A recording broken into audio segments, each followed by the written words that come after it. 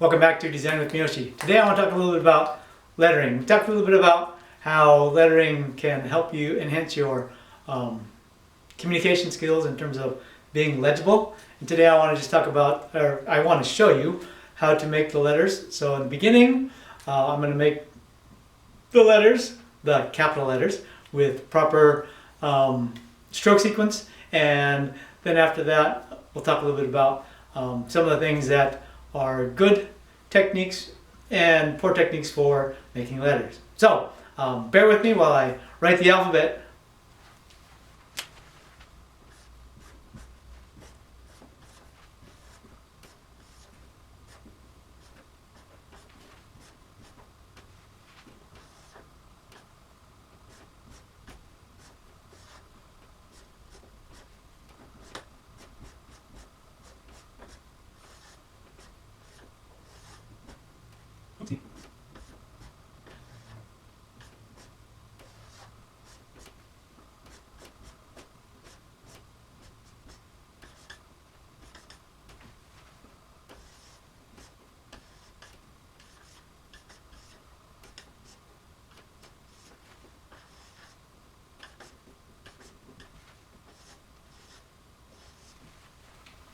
There you have it. The alphabet and the numbers, 0 through 9, the digits. So, a couple things about lettering. If you watched carefully, you saw the stroke sequence of the letters. The other big thing about, when you do the stroke sequence, and that's one of the things that I really like about mechanical drafting, is that when you do the stroke sequence, things look good. They look nice and neat, they look proper, they look good. You can see that I've written the alphabet and the numbers on the screen here. And so what I've done is I've followed the proper stroke sequence, and the nice thing about having a good stroke sequence is that you can, it's very legible. And if everybody follows that same stroke sequence, things are nice and neat. These things called or crossbars, if you will. The F and the E and the A have crossbars, the H, those crossbars, even the R and the B have crossbars. With the exception of B, the crossbars should all be at or below the center line. I think the H and the A are actually below the center line. The B actually is a little bit above the center line or right at the center line. So the R is below the center line or at the center line as well. Same with the P. A couple other things to note. I have two Z's here. I do that for a friend of mine that I worked with a long time ago, and he did that. He was a good draft person, and so I picked that up from him. The Z and the 7 both have those hash marks.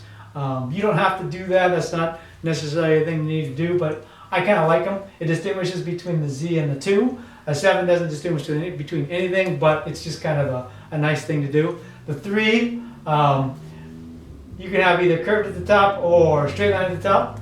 The 4's the 4's crossbar should be at the center or below the center line. M's, the point in the middle should be right at the bottom of the M. The W, the point should be at the top of the W. The W is the widest letter. Oh, and the M and the N both have vertical lines. So there's a few things that you should know about the letters and the numbers. Oh, and the 0 and the O. The 0 is actually narrower than the O. But what about this I thing? How can you differentiate between the I and the 1? Well, you really have to just understand that you have to do that by context. So if the I or the 1, you can't tell from the context, then you have to figure it out some other way. But usually you can figure it out through the context. Notice that the J and the I have no crossbars. They are not, I and J are not that. This is not a 4. That's an upside down lowercase h. But those things, don't do those things. Those are not good. Okay? And the other thing, you don't want to do stuff like A or really narrow A. Those kind of things, you kind of want to make them fairly wide and beautiful. So, there is a little bit of aesthetic to lettering in the mechanical realm. So, make them beautiful.